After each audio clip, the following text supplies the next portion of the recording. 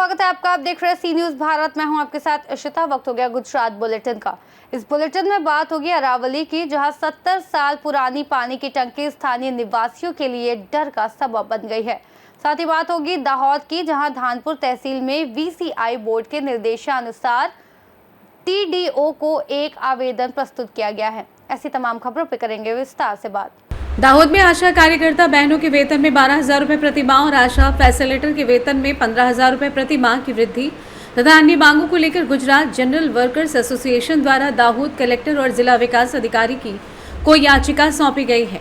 दाहोद जिले के विभिन्न स्वास्थ्य केंद्रों में आशा फैसिलिटेटर, आशा कार्यकर्ता और स्त्री स्वास्थ्य नर्स के रूप में कार्यरत बहनों को वर्तमान में सरकार द्वारा निर्धारित न्यूनतम वेतन भी नहीं दिया जा रहा है, जिसके कारण आर्थिक शोषण की शिकायत की गई है। याचिका में आशा फैसिलिटेटर को 15,000 रुपये मासिक और आशा कार्यकर्ता व स्त्री स्वास्थ्य कार्यकर्ता को 12,000 रुपये मासिक वेतन दिए जाने की मांग की गई है।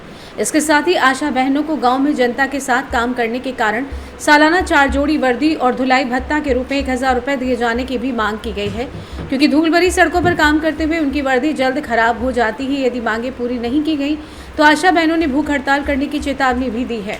आइए जानते हैं इस विषय में आशा कार्यकर्ता बीड़ाबेन किशोरी का क्या कुछ कहना है। दाहोद से सी न्यूज संवाददाता नागेश्वर की रिपोर्ट। झालोद तालुका के मीराखेड़ी ग्रुप ग्राम पंचायत में बस्ती प्राथमिक विद्यालय और बस्ती पे सेंटर के ठेकेदार द्वारा बेम में भ्रष्टाचार किया गया है, जिसमें उन्होंने खाली तेल के डिब्बे लगाकर और उनके ऊपर कंक्रीट डालकर असली सामग्री की जगह घटिया काम किया है। इस स्कूल में कक्षा 1 से 8 तक पढ़ाई होती है, लेकिन छत कई बार गिरने से बच्चे और शिक्षक घायल हो चुके हैं। पुराने स्कूल को गिराने के बाद बच्चों को शिक्षक के क्वार्टर में पढ़ने को मजबूर होना पड़ता है। जब ये मामला एक स्थानीय नेता के ध्यान में आया तो उन्होंने इमारत का दौरा कर भ्रष्टाचार को उजागर किया, मीडिया को बुलाया और उच्च अधिकारियों को अभ्यावेदन सौंपा। आरोप है कि निर्माण में 1 से 1.5 फीट की दूरी पर टाई लगाकर ईंटों के स्थान पर ब्लॉक में सामग्री नहीं भरकर भारी भ्रष्टाचार किया गया है।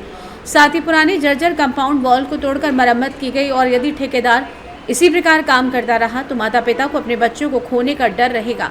आरोप है कि इस ठेकेदार ने अन्य इमारतों में भी इस तरह का भ्रष्टाचार किया होगा, इसलिए ठेकेदार का लाइसेंस रद्द करने, किए गए निर्माण को हटाने और नया निर्माण करने की मांग की गई और साथ ही चेतावनी दी गई कि यदि जिम्मेदार अधिकारियों ने कार्रवाई नहीं की तो याचिका दायर कर उग्र विरोध प्रदर्शन किया जाएगा।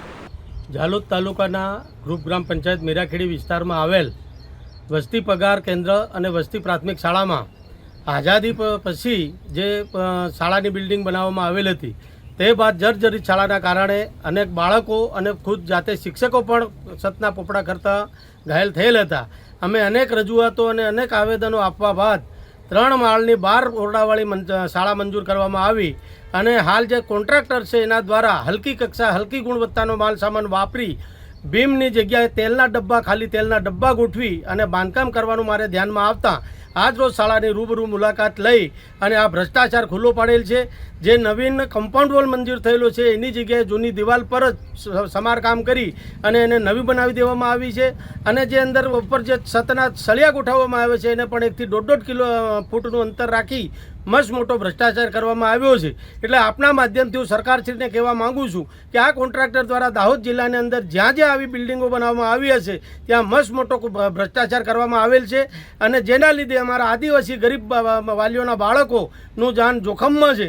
માટે તમામ વાલીઓની સાથે રાખી આ બાંધકામ દૂર કરી નવેસરથી બાંધકામ કરવામાં નહીં આવે અને આ કોન્ટ્રાક્ટરનું લાયસન્સ રદ કરવામાં નહીં આવે તો વાલીઓની સાથે રાખી आवेदनपत्रों आपी उग्र आंदोलन करवामां आवशे। मुकेश भाई डांगी, दाहोद से सी न्यूज संवाददाता नागेश्वर पाटीदार की रिपोर्ट। अरावली मोडासा में एक 70 साल पुरानी पानी की टंकी है जो जीर्ण शीर्ण अवस्था में है।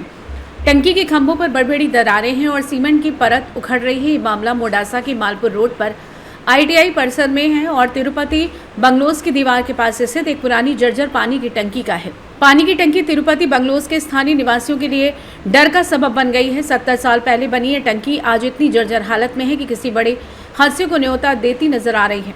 ये पानी की टंकी एक रिहायशी इलाके में स्थित है। आसपास कई घर हैं। टंकी के खंभों और दीवारों में दरारें हैं और सीमेंट की परत उखड़ रही है। छड़ों में भी जंग लड़ गई है और जो इसकी कमजोर स्थिति का साफ संकेत देती है।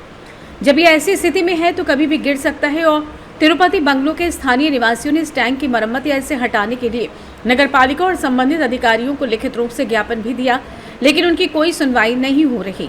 तब निवासियों ने कहा कि हमें हर दिन डर लगता है कि कभी ये टंकी गिर जाए और किसी की जान चली जाए।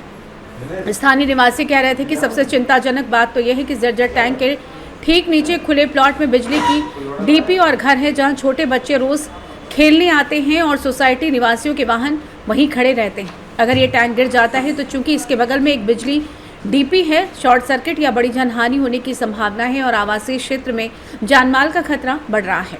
तिरुपति बंगलोजना वती गिरीश कुमार वीशा प्रमुख जणावे છે કે આઈટીઆઈ કોલેજમાં 70 વર્ષ જૂનું ટોકી આવેલી છે એ જર્જરિત થયેલી છે, તેના સળિયા બી બહાર દેખાય છે અને તેના બાજુમાં ડીપી બી આવેલી છે, તો એ પડશે ત્યારે ઘણું નુકસાન થાય એવું છે અને હાલમાં આને તાત્કાલિક નિકાલ આવે એવી મારી વિનંતી છે।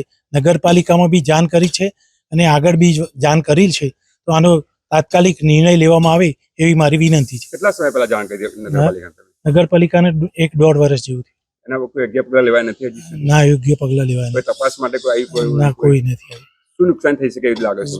જો પડે તો સોસાયટીને કોટરું અને આઈટીઆઈ કોલેજમાં નુકસાન થાય, પણ બાજુમાં ડીપી આવેલી છે મોટી, એ ડીપીને બી નુકસાન થાય એવું છે, એના લીધે વધારે નુકસાન થયું છે ડીપીના કારણે।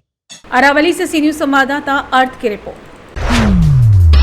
आज दिनांक 29 जुलाई 2025 को धानपुर तहसील के गुजरात राज्य वीसीई बोर्ड के अध्यक्ष बीएम मोहनिया ने बोर्ड के सदस्यों के साथ धानपुर तहसील में टीडीओ साहब के पास व्यक्तिगत रूप से जाकर आवेदन दिया और वेतन वृद्धि की मांग की। अगर इस पर ध्यान नहीं दिया गया तो आने वाले समय में वीसीई का कोई कर्मचारी ये काम नहीं करेगा और 1 अगस्त 2025 को हड़ताल पर भी जा सकता है और अगर उन्हें संतोषजनक जवाब नहीं दिया गया तो उन्होंने ग्राम पंचायत के सभी काम ठप करने की धमकी दी है। તે બાબતના ગુજરાત સરકારની અંદર 2-3 વાર આવેદનપત્ર આપવામાં આવેલ હતા। આજ દિન સુધી હજુ કોઈ એનો નિરાકરણ નથી। એ બાબતે આજે વીસી મંડળ દ્વારા ફરી એની હડતાલ કરવા માટે આજે ફરી આવેદનપત્ર આપવામાં આવે છે। તમારે ધાનપુર તાલુકામાં કેટલી અંદાજે વીસીની સંખ્યા? અમારે ધાનપુર તાલુકાની અંદર અંદાજે 69 તાલુકા ગ્રામ પંચાયતો છે। गुजरात से सी न्यूज संवाददाता अभय सिंह भाई की रिपोर्ट। बुलेटिन में फिलहाल इतना ही। देश और दुनिया की तमाम बड़ी जानकारियों के लिए देखते रहिए सी न्यूज़ भारत।